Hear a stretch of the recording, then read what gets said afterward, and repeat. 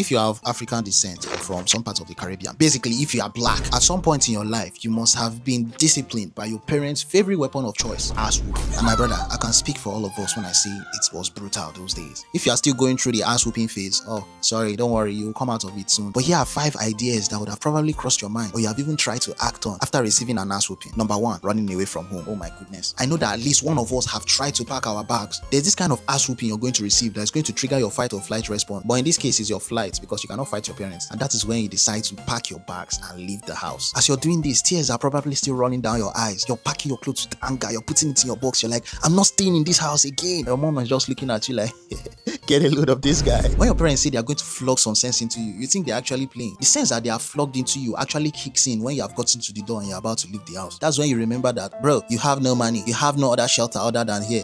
Nobody's going to cook food for you. That fresh bed that you lie down to sleep every night, there's nothing like that outside. You want to go and stay on that bridge?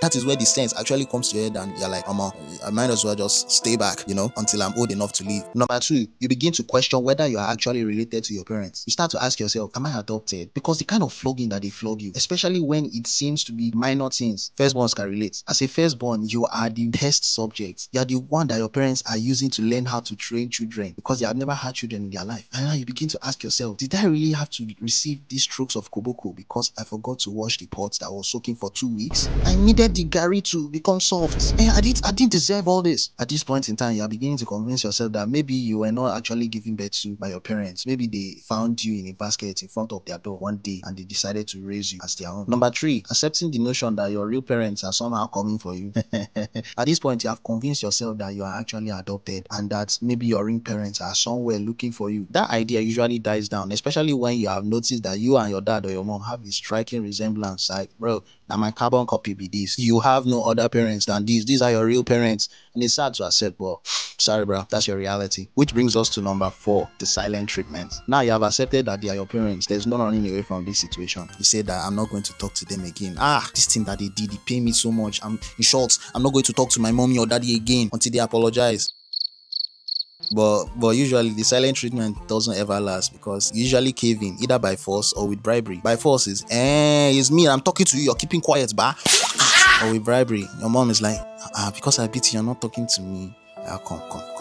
What do you want to eat for dinner? I'll put some meat for you, yeah? Lie, say you no go cave in. But if you feel like you're very stubborn, you're a stubborn boy, you actually want to keep malice with your parents. That is what brings us to number 5, hunger strike. Oh, you don't want to talk to your mommy again, and now she's even trying to bribe you with food, and you're not accepting. You will suffer because your mom knows that you will still eat eventually. You are not doing her, you're doing yourself. Especially when it's your favorite food that she cooks for you that day. You think parents are not smart? Think mothers are not smart? They understand their children more than their children understand themselves. Now imagine you love jollof rice and you're angry with your mom. You want to do hunger strike. At first, you said, I'm not going to take the bread and tea in the morning. In the afternoon, I'm not going to eat any food you're eating in the afternoon. But then in the night, your mom now prepares one kind mad jollof that the aroma is everywhere. You are in your room just not going to eat. Your siblings are flexing the big chicken that she made for everybody. But you, at the end of the day, you begin to realize that life is too short to be keeping all this kind of malice. Just bring the food, bring it. You'll be eating a frowning face, but you're enjoying it in your heart of hearts. And the thing is that once you eat that food, the beef is squashed. You don't have any other option but to continue. Forgive your parents. That's how it is. So these are the 5 major things that will come to your mind after receiving an ass whooping. If there's any other thing that might have come to your mind after receiving a severe ass whooping, drop it in the comment section. That's all, guys. I know this video is short, but see you guys in the next video. Peace out. Now get out of my sight.